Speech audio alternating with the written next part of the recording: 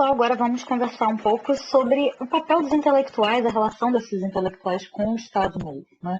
Porque não é somente a classe trabalhadora que o Vargas se dirigiu para a construção da sua imagem, do seu regime, mas também para os intelectuais, né? Então, para construir essa ampla base de apoio da opinião pública, ele não apenas vai precisar da censura para evitar as críticas, como vai precisar também elaborar uma versão própria dessa fase histórica que ele está vivendo. Ele vai fazer isso, inclusive, pessoalmente. O Vargas, ele redige uma série de discursos e o Vargas tinha uma oratória assim, maravilhosa, uma escrita incrível. Se vocês pegarem alguns discursos do Vargas, inclusive tem alguns que eu coloquei lá na pasta das fontes, está no nosso Google Drive, quem quiser ver, vocês vão ver que o cara realmente ele tinha uma capacidade de articulação das ideias, né, que é realmente excepcional. Mas também ele vai precisar desenvolver uma série de projetos culturais que vão ir ao encontro dessas propostas do Estado Novo. E para isso, né, nesse processo, é fundamental ele atrair intelectuais, buscar essa aproximação dos intelectuais para dar essa legitimidade ao Estado Novo. É justamente essa questão que vai ser abordada pela Mônica Veloso no seu capítulo que está lá no Brasil Republicano. Para Mônica Veloso, o que ela percebe é que vai ser um grupo muito diversificado de intelectuais que o governo vai tentar atrair, né? E dessa forma, esses intelectuais vão ter uma diversidade em termos políticos e ideológicos muito grandes, né? Ela considera que o governo atrai tanto católicos, como esquerdistas, como integralistas e vários outros intelectuais para desenvolver uma série de projetos culturais e educacionais. Essa forma de atuar em relação aos intelectuais, ela é algo que a Mônica Veloso vai dar muito destaque como distinto do que se concebia anteriormente. Eu coloquei aqui essa imagem da Torre de Marfim, porque ela vai abordar essa imagem da Torre de Marfim. O que seria esse intelectual que fica na Torre de Marfim? Ele é um intelectual que seria o modelo, o protótipo do intelectual pré-Estado Novo. É um intelectual que está à margem da sociedade, ele está lá isolado numa torre de marfim, observando, vendo tudo, mas não se misturando com essas questões mundanas, não se relacionando com essas coisas do cotidiano, do dia a dia, a política, né, a real política praticada. Esse intelectual não, ele está lá na torre de marfim isolado. Esse intelectual, para o Vargas e para o governo Vargas, era o protótipo do intelectual de antes. Agora, o que eles defendem é um intelectual engajado, um intelectual que participe cotidianamente da construção da nação, da vida política da nação. Então, para o Vargas, deveria ser o fim da Torre de Marfim e o início desse intelectual pé no chão, esse intelectual que age, que atua sobre a sociedade. Então, há uma modificação em termos do que deve significar o intelectual, né? Quem deve ser esse intelectual, e também há uma mudança em termos da interpretação para com as classes populares, né? Se antes o que predomina é uma visão muito negativa em relação às classes populares, que eram considerados nesses grupos, especialmente devido à sua origem racial, como sendo expressão total do atraso, e um atraso que era impossível de se modificar, eles seriam inerentemente atrasados. Então, essa visão, esse tipo de visão negativa em relação às classes populares, ela é deslocada e no Estado Novo se considera que o problema não está neles em si, na classe popular em si. Na verdade, essa classe popular, culpada pelo seu atraso, pela sua ignorância, ela passa a ser vista como uma vítima das elites políticas, econômicas e intelectuais que são incompetentes, que não sabem integrar essas classes populares à noção de progresso, não sabem atribuir a elas um papel de construção efetiva da nação. Por que isso se daria aí na interpretação predominante do Estado Novo? Porque as elites elas estariam com os olhares voltados para fora, né? Então elas estariam impregnadas do que chamariam de ideias alienígenas Não é à toa que a gente vai ver como que no período do Estado Novo se evita ao máximo essa associação com essas ideias alienígenas, que seriam ideias estrangeiras, ideias que vêm de fora, ideias muito ligadas à Europa, ao velho mundo. E, em função delas estarem impregnadas dessas ideias alienígenas, elas não valorizavam o que tinha de específico no Brasil. E elas acabavam também abandonando essas massas populares à barbárie. Então, como que se deveria fazer? Né? O que o Estado Novo entende e por isso que ele vai atribuir essas funções para os intelectuais? Ele entende que deveria se utilizar os meios possíveis para intelectualizar as massas. E um dos instrumentos disso era o rádio. Né? Então, a Mônica Veloso dá muito destaque a essa questão do uso do rádio, como que o rádio vai servir aí para intelectualizar a massa, inclusive dando a ela a apropriação do projeto Estado Novista. Né? Também pelo rádio se faria aqueles aspectos que a gente viu através do uso das imagens também, né? Então a construção do ufanismo, a valorização de uma história heróica e mítica do povo brasileiro, que vai aparecer inclusive nas novelas, que são novelas de rádio, né? E várias outras produções radiofônicas. Uma outra questão que também é muito interessante, eu acho super legal o debate que a Mônica Veloso faz nesse ponto, diz respeito à questão da cultura popular e se ela é boa ou ruim. E, de um modo geral, a concepção estado-novista que predomina é de que ela não é nem boa nem ruim. Ela pode ter diferentes usos, mas ela deve ser reconhecida e valorizada. Então, um dos exemplos que eles trazem é a questão do samba. Eu acho muito, muito legal essa discussão sobre o samba, porque ele diz o seguinte, né, no período, né, é importante a gente observar, como a autora faz, que o samba sofria uma série de estigmas. Sendo um ritmo popular, um ritmo dos morros, das populações mais empobrecidas e negras, né, ele era visto como algo ruim, algo que nem música era. Né? Se a gente for fazer um paralelo um pouco anacrônico, tem um tanto a ver com o tipo de estigma que se dá hoje em dia em relação a outros ritmos populares, né? Como o próprio funk, e a gente tem vários outros, né? O funk é muito comum você ouvir, mas funk nem é música, essa coisa horrorosa, só fala putaria, né? Isso não é música, não é cultura, é outra expressão que também é recorrente, né? Eu, inclusive, na minha época, eu dava aula no Estado, um colega meu, professor de sociologia, chegou a falar essa frase, funk não é cultura. Então, esse tipo de observação, que a gente sabe que é completamente equivocada, né? Porque independente de você gostar ou não de algo ser do seu acordo em termos de projeto político, ou quer que seja, você não pode negar que é cultura, né? Mas, de qualquer maneira, de uma forma análoga, o samba era visto como algo marginalizável, né? Ou marginalizado. E há também, no período do Estado Novo, uma tentativa de abraçar o samba, abraçar esses ritmos populares, porém, dando-lhe uma nova faceta, né? Dando-lhe um novo sentido.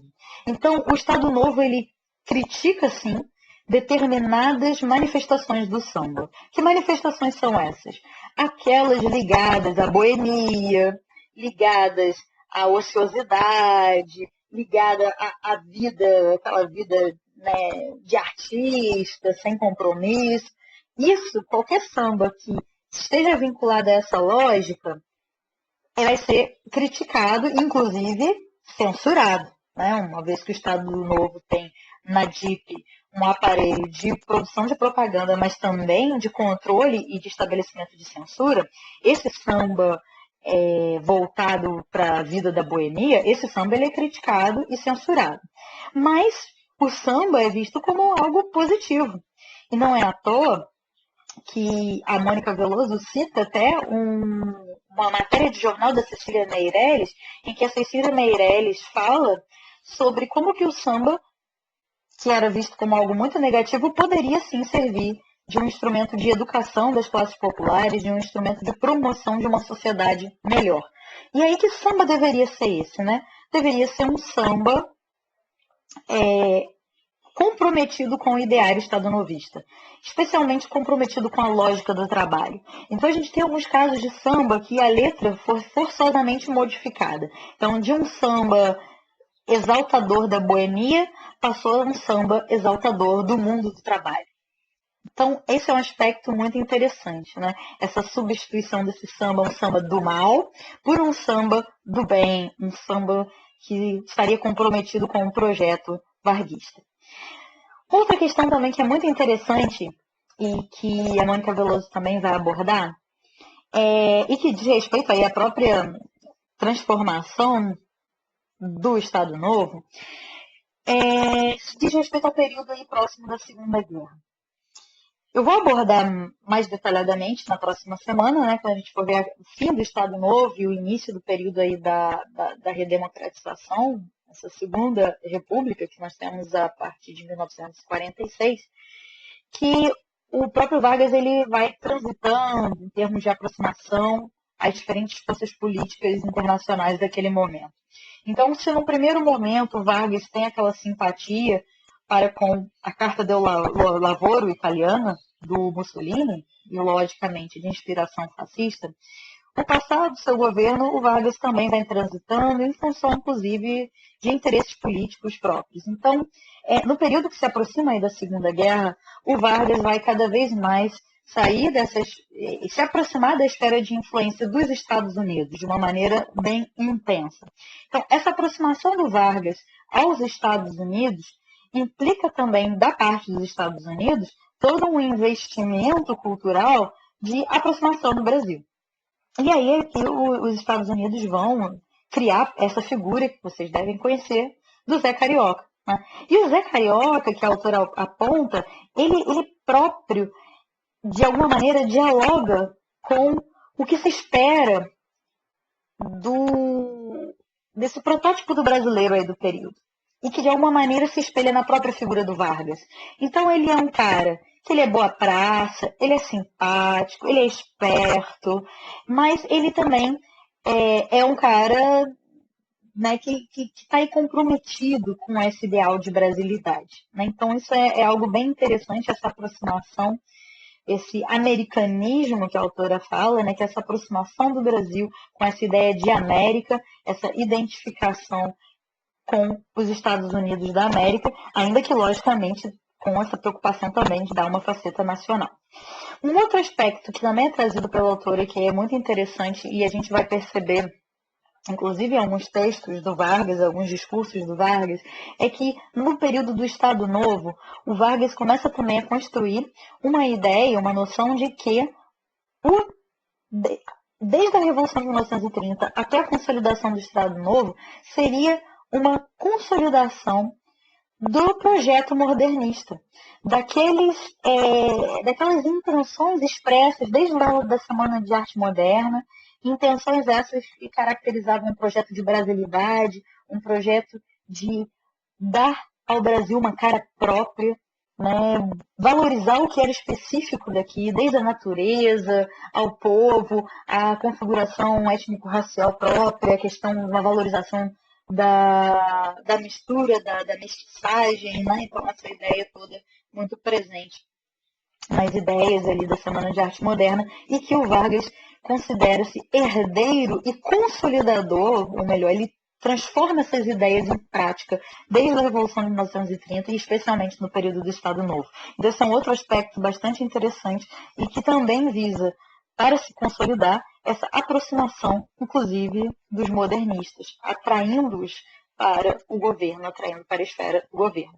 Então, vamos observar agora, para a gente concluir, algumas interpretações desse tema, vamos consolidar que alguns aspectos são centrais no texto da Mônica Pimenta Veloso, que está aí nos Intelectuais no Estado Novo, e depois vamos ver alguns outros autores que trazem algumas complementações para o que a Mônica Veloso discute, e alguns que fazem algumas críticas pontuais a um ou outro aspecto, conforme a gente vai ver aqui nesse fechamento.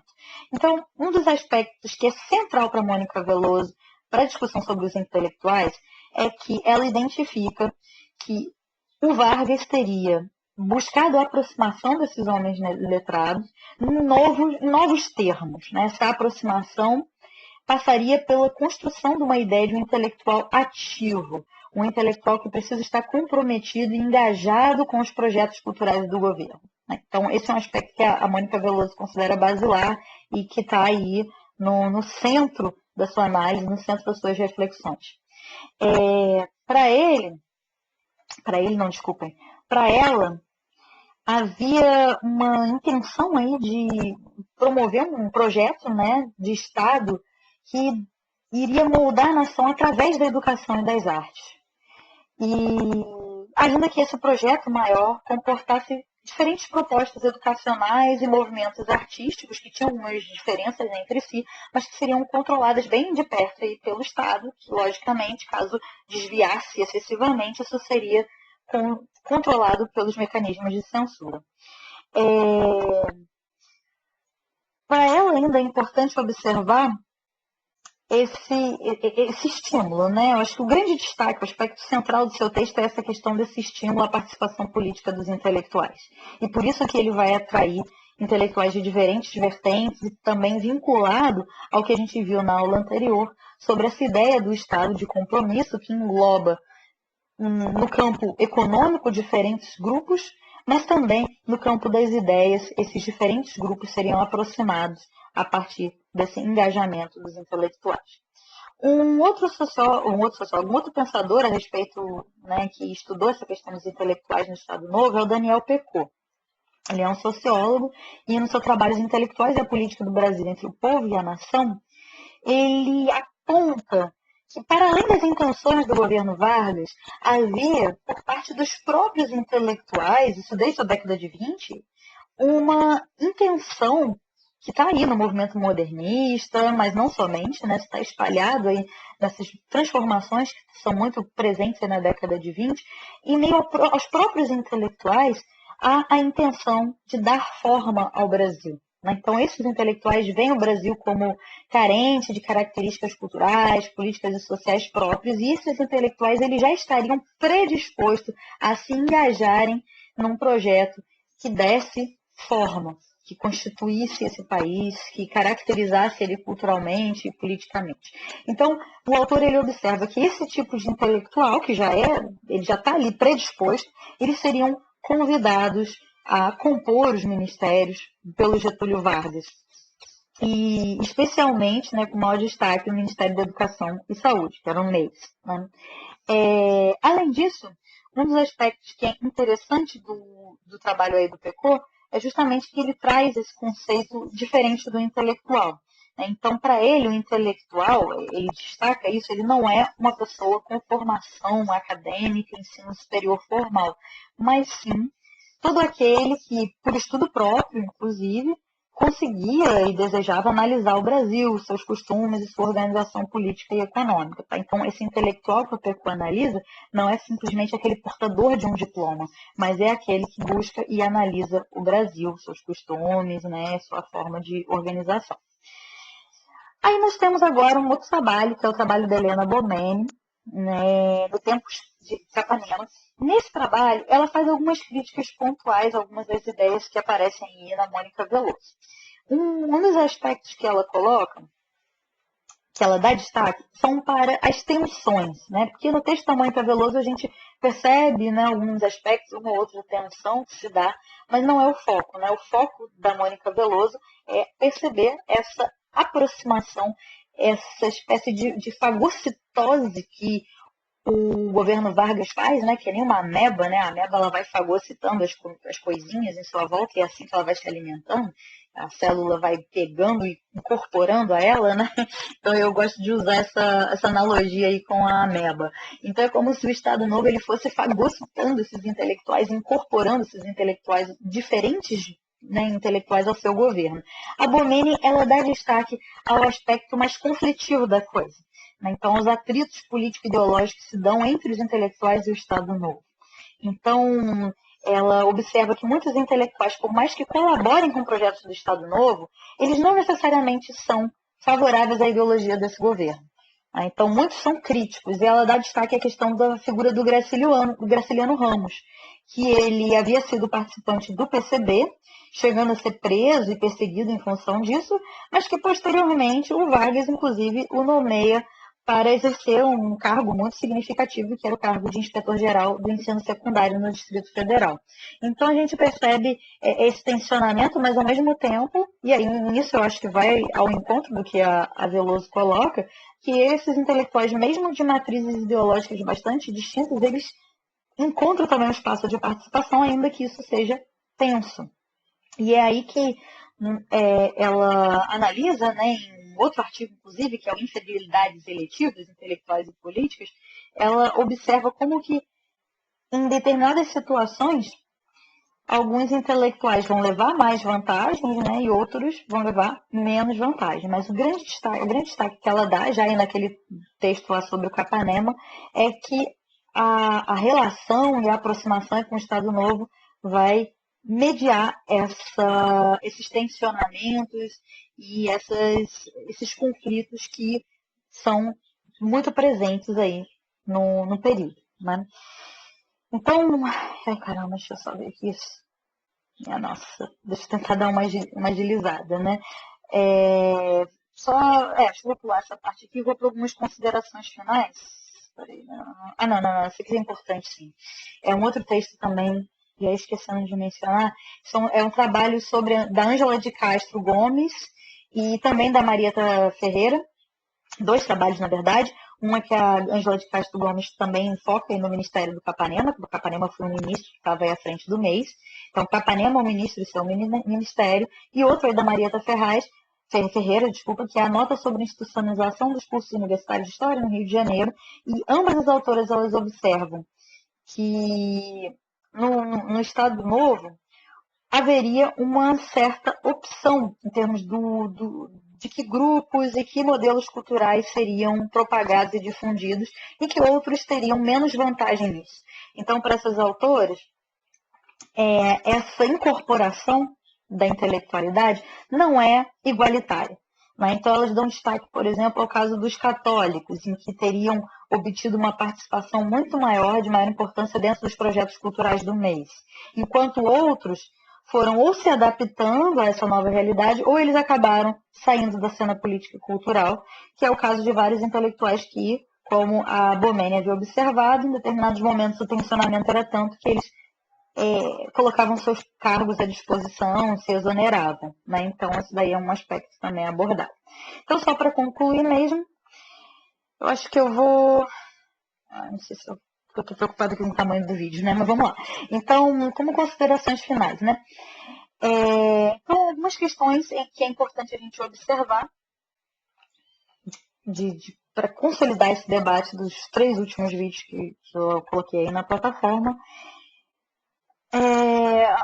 A engenharia política, né, do Estado Novo, que garantiu o processo de centralização do poder aí no governo federal, instaurou essa ditadura aí que é marcada pela dissolução dos partidos, a instituição da censura, inclusive com o fim dos espaços legislativos de exercício do poder, a substituição de governadores por interventores e uma série de medidas autoritárias, se sustentou muito com base do uso da propaganda política. Né? Então, a propaganda política ela foi essencial como um mecanismo de sustentação desse novo regime.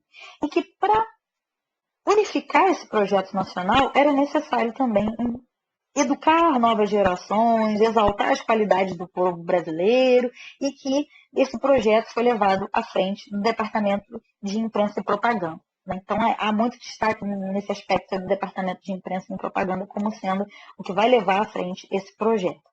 E, a partir dele, especialmente, uma série de intelectuais comprometidos com o Estado Novo contribuíram para construir essa imagem positiva do Vargas como pai dos pobres, como guia na nação. E isso se dá através tanto da promoção como da censura em relação a tudo aquilo que foge a esses aspectos. Né? Então, a censura de músicas, como eu falei, né, no caso aí do texto da Mônica Veloso, a questão do samba de boemia, que não era adequado a essa nova imagem de nação que se queria criar, a censura à imprensa, a qualquer coisa que fugisse a essas ideias do Estado Novo ou que atacasse a imagem, né, do líder do Estado Novo, do presidente Vargas. Mas, independente da abordagem que a gente for observar, há uma importância muito destacada no papel do intelectual nesse período e na definição de uma cultura brasileira própria. Então, ligados ao Estado ou críticos a ele, atuando à margem, os intelectuais desse período, eles contribuem para dar uma forma, né, da sociedade, um entendimento da sociedade naquele período. Então, a gente vai ter desde aqueles que vão estar organicamente inseridos na burocracia varguista e afinados com essa proposta do Estado Novo, como é o caso de intelectuais como Oliveira Viana, até outros que são críticos, como é o caso do Graciliano Ramos, né, grande literato aí, que foi perseguido, mas que chegou a ocupar também um cargo importante dentro do governo, e intelectuais que, inclusive, trouxeram toda uma interpretação própria de Brasil e que se tornaram referência, como o caso de Gilberto Freire, né, que escreveu aí Casa Grande e Senzala, que virou um clássico de interpretação sobre a formação do povo brasileiro, ainda que hoje recebendo muitas críticas, mas que para a época ele tinha uma visão muito progressista, trazendo uma visão avançada sobre a ideia da mescla e da composição étnico-racial do Brasil. Com isso, então, eu falei, né, de maneira um pouco acelerada essa conclusão, mas que já estava meio, né, no limite do tempo, já extrapolei um pouquinho, e a gente encerra esse momento, continuamos na semana que vem com a crise a fim do Estado Novo e o início do período democrático aí da Segunda República.